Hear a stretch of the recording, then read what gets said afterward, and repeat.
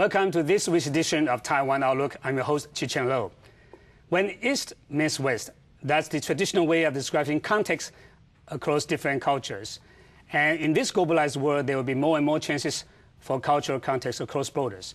For some people, this means that there will be a better understanding of different cultures, but there are also concerns about the so-called crashes of civilization. So how can we promote better understanding of different cultures? And this is the topic we want to talk about today. Our guest today is the director of the British Council of Taiwan, Christine Skinner. Welcome to our program. Hello, thank you for inviting me today. Thank you. Could you tell us a little bit about the British Council? British Council is the #1 cultural relations organisation for the UK. We've been around for about 73 years now, and we operate around the world, actually. We've got offices in 109 countries, total of 220 offices, so some countries have more than one office. Is the British Council a government agency or non-governmental organisation? No, we're not part of government. We're independent, like the universities in the UK. We receive a little bit of government money. A bit of our funding comes from government, about a third, really. Yeah. The rest of our funding we earn ourselves through various kinds of work that we do around the world. For example, teaching English, running exams, and managing development projects, which is something we do really successfully. That means that we're quite separate from government, which I think for an organisation dealing in cultural relations is actually very important. Yeah, but in terms of promoting cultural ties between UK and other countries, that seems to be a very vague goal, right? What are your primary goals of the organisation? Yeah, that's true. Yeah, a lot of people say, yeah, but cultural ties, that's very vague. Yeah. I mean, maybe it's because I've worked for the British Council for all these years. I mean, I don't really think it is at all. I tend to think about it in concrete terms, you know, what exactly does this mean? And in some cases it can mean things like, you know, Taiwanese artists or artists from another country outside of the UK build relationships with other artists or with other arts organisations in the UK, or it can be that people go to the UK to study, or maybe UK specialists will come out to a country to talk about a specific topic or to do a specific kind of consultancy.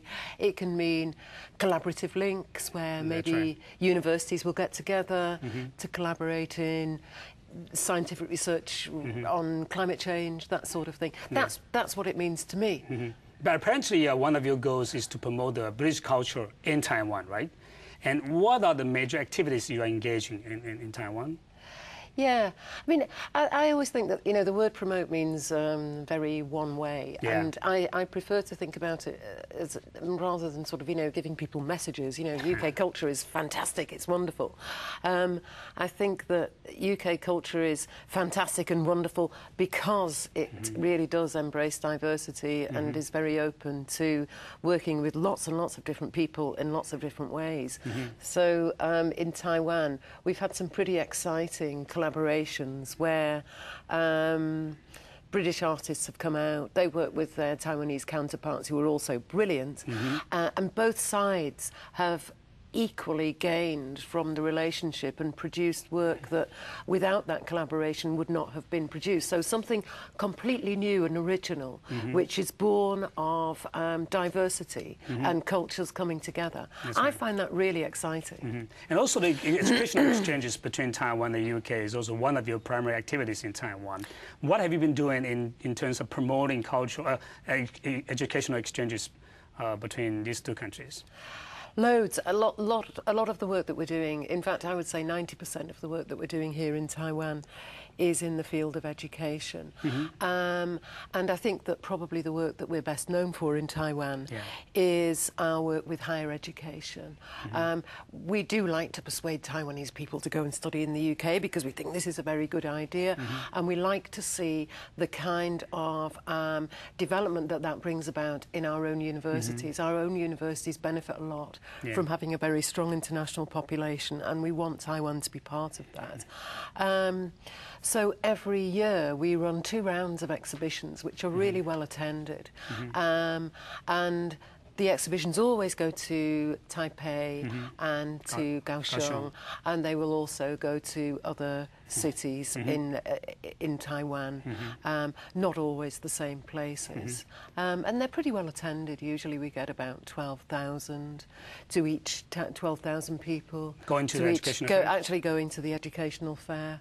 But people who want to go to the fair and miss it, because it's only one weekend every 6 months, shouldn't worry, because one of the great things that we have is very good and very sophisticated web resources, which we know that in Taiwan are very well used. So if people want to find out about a study in the UK but must miss the exhibition, all they need to do is to find the British Council on the internet, find Education UK, get in there, and basically you can search for any kind of course in any university that you want. Get through to the university, sign up, register, and you're off. Basically. How about results? You know, how many students every year are actually going to the UK and study there? About 9,000 from Taiwan, and that includes people who go over to study short courses. So in universities we've got about 6,500, which is pretty good. How about a trend? Do you see an increasing number of people going to study in the UK? Yes. Slow and steady, which is what we like. You know, in some countries there was a huge peak where people suddenly realised, you know, studying in the UK is a really good thing, let's all go, and then they changed their mind, no, now let's go somewhere else. In Taiwan it's just not been like that.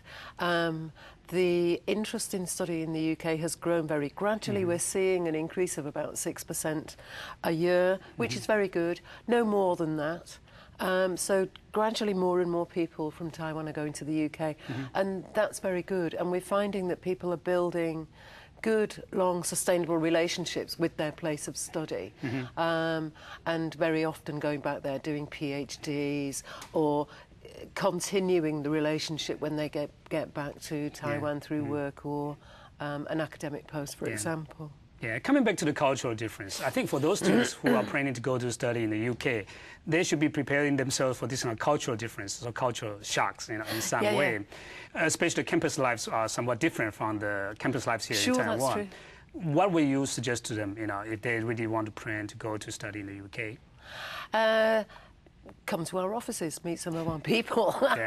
You know, we do have some pretty good resources to actually help people to prepare. Yeah, these are consultation advices. We do. I mean, we provide lots of free face-to-face services, and then if people want to ring or send emails if they've got specific questions, but they can also find, again, on our internet, they can find things like checklists, little videos, all sorts of bits of advice on what to prepare before you go to the UK. In terms of what Taiwanese people find difficult, food can be quite difficult in the UK for Taiwanese people. You know, we have big Chinese communities in the UK, so the supermarkets are there. You can find all the stuff that you want. It's just a question of finding out where they are. And actually, my advice would be try British culture. You know, really do get in there. It may take a bit of getting used to, but people I know from Taiwan who've gone and, for example, have stayed with British families have made friends for life. And, you know, really and they begin to enjoy fish and chips, right? Fish and chips is very popular, that's true. People do love fish and chips, yes. And also, when they come back, do they have some sort of alumni association in Taiwan and which continue to promote similar exchanges between the two sides? Yeah, we'd like more people to join that. Alumni associations are always really useful for professional people. So, you know, people build their networks, make good business contacts and friends, obviously, and get to relive their experiences in the UK. So we've got about 4,000 members now of our Alumni Association, and we get together and celebrate Christmas together every year in usually in a British pub. We have a proper British Christmas dinner, you know. And that's usually pretty popular. In addition to educational exchanges, what do you think would be the best way to understand the British culture? The best way to understand British culture, I mean, obviously the best way to do it is to go there. Just go. You know, get on a plane and go, and and get outside of London as well. London is fabulous, but there is a lot more to the UK than London and Oxford and Cambridge. It's a small country, but packed with all sorts of interesting things, heritage as well as lots of interesting modern things. I think that people can understand that by going. But for those people who are not able to go to the UK right now, they are hoping to experience some of the British cultures here in Taiwan. Can they find any places or any opportunities to experience that kind of British culture? There isn't a lot of British culture. There aren't a lot of British cultural events. We would love to do a lot more. Certainly when there are British cultural events, people should come to them. So we've had some pretty interesting things going on in the last few years in Taiwan, mainly collaborative events with British artists, dance, lots of opportunities to meet people from the British education sector and from the British science sector. But in terms of going and experiencing what people might think of as British culture, I don't know if we really do that, because quite often the ideas that people have about British culture are actually a long way from the reality. That's right. You know, I suppose a bit like me, you know, when I came to Taiwan, I had this idea in my head of what it was going to be like. And then when I got here, I thought, oh no, this is not what I was expecting. That's right. And that is what people find when they go to the UK. You mentioned earlier that a teaching activity is also one of the primary functions you have here in Taiwan.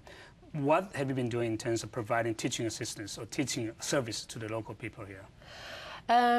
We've been working quite a lot with the government, with the national government, to develop teacher training programs, especially in the teaching of English, which is now on the national curriculum at a much earlier age. And one of the problems, of course, that the Ministry of Education faces is that sometimes the teachers need to be retrained, and they work with the Americans, they work with the Australians, and they also work with the British to make sure that they get really good retraining of teachers. So we've got ongoing programs of teacher training, work with parents, exchanges between schools in Taiwan and schools in the UK, where we will get Taiwanese teachers and head teachers going over to the UK and their counterparts coming back over to Taiwan, and basically working together and sharing experiences. Is that institutionalized cooperation? That's one of the areas of cooperation that's really quite important. It's very important for us. And we're really pleased to announce that in the next 2 weeks, 5 teachers from Taiwan will be going over to the UK to work in the southwest of England for a year as language assistants, and will be teaching Mandarin in schools in the southwest. That's the first time that has happened. So you are providing more visiting scholarship program, or these kind of exchange programs with the local teachers and local students here? It's really, it's very small compared to the amount that we would like to do. 5 teachers is a good start. But yes, that has been developed by the Ministry of Education and is based on relationships that we help to develop in Taiwan. Yes, that's right. Are you also promoting the British films, music and books here in Taiwan as well? We do a little bit of promotion of books, so we participate in fairs. We have participated in the past in European film festivals, and we know that people love film in Taiwan. We haven't done very much film work recently. We've done an awful lot of work in dance, and that has been very successful with collaboration between Koo and her dancers, which was fabulous. And then another very successful collaboration between Cloudgate and a very famous and important British dancer called Akram Khan, who is pretty well known here. And that has been in the last 6 months, basically, that those things happened. So it's not just a one-way exchange, but also two-way exchanges between the two cultures. Yeah, that's very important for us. For example, in the Akram experience. In both of those dance projects, we've seen a mutual exchange of ideas and artistic practice, really. That's right. You know, where people have worked together to develop something new. So with Coup and Dancers, they worked with a guy called Thomas Gray, who is based in London, and they developed together. Over a year, they developed this beautiful piece which integrated photography with dance in very creative ways. It's absolutely unique. I've never seen anything like it. And then Akram and Cloudgate developed a piece called Lost Shadows, which focused on universal experiences of loss and death. I see.